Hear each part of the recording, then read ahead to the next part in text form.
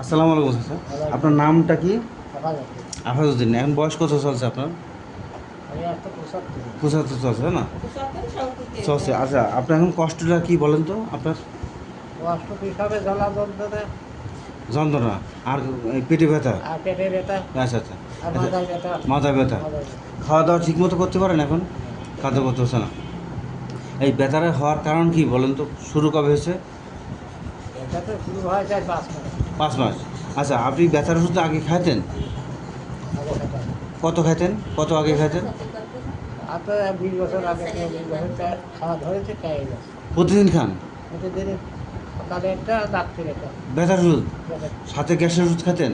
এভাবে। তার মানে প্রতি আজকে 20টা বছর যাবত আপনি ব্যথার ওষুধ আর গ্যাসের ওষুধ প্রতিদিন খাচ্ছেন? প্রতিদিনই মানে ব্যথা বাড়লেই পারে ব্যথা বড়ি খালে গ্যাসে বড়ি খাওয়া লাগে। খাওয়া লাগে। এটা কি কোন ডাক্তারের পরামর্শ খেয়েছেন না আপনি নিজে নিজে খেয়েছেন? ডাক্তারে খাইতে খাইতে গ্রামের ডাক্তারে গ্রামের ডাক্তারের কাছে খেয়েছেন? হ্যাঁ। তা কোন লোক যে মানা করেনি আপনাকে এত ওষুধ খাওয়া ঠিক না? মানা করেছে এর আগে? মানা করেনি? আচ্ছা আচ্ছা। আসলে আমরা ডাক্তার যারা বলি তারা ব্যথার ওষুধ গ্যাসের ওষুধ বেশি দিন খাওয়া ঠিক না।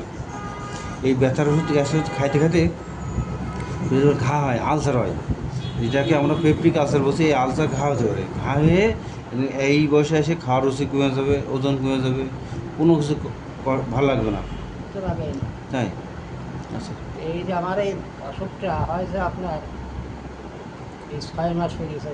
আচ্ছা ৫ মাস আগেই আমি কুষ্টিয়া গেছিলাম।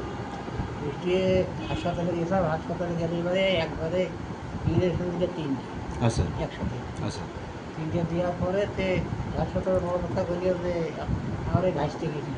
আচ্ছা বলল যে আপনার চাচার সোনাটা নিয়ে আচ্ছা আচ্ছা ওটা নিয়ে যাওয়ার পরে সে আমার কাজ শুনিয়ে মিলিয়ে সব কিছু মিলে নিয়ে তারপরে পেশার একদম দিল, রক্ত একদম দিল।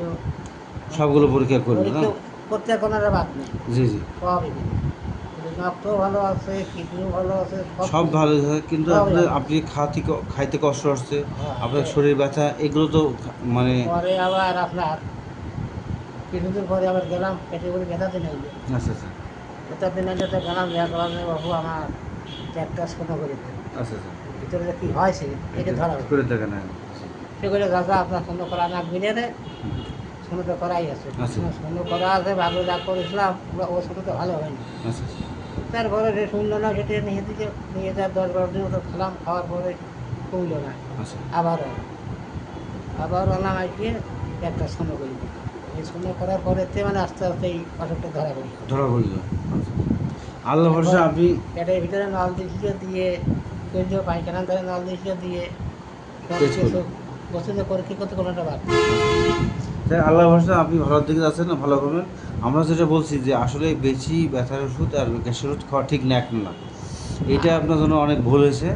এটা আসলে আপনি বলছেন 20 বছর, কিন্তু হিসাব করতে থাকেন আরও বেশি হয়েছে।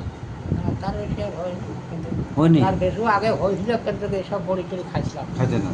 আর আমরা কষ্ট করে চলতাম। আচ্ছা। কিন্তু যাক, সমস্যা নেই। এখন ওষুধগুলো সবগুলো তো ওষুধ ভালো না। অনেক ওষুধ ভেজাল পাওয়া যায়, অনেক ওষুধ পার্শ্বপ্রতিকার পাওয়া যায়। এটা আসলে খাওয়া ঠিক না। তো আল্লাহ রোগ ছাড়া মালিক আল্লাহ। আমরা চেষ্টা করি, দেখা যাক কতটুকু। হ্যাঁ। আচ্ছা, আসসালামু আলাইকুম। মালিক তো আল্লাহ। বলাই করে।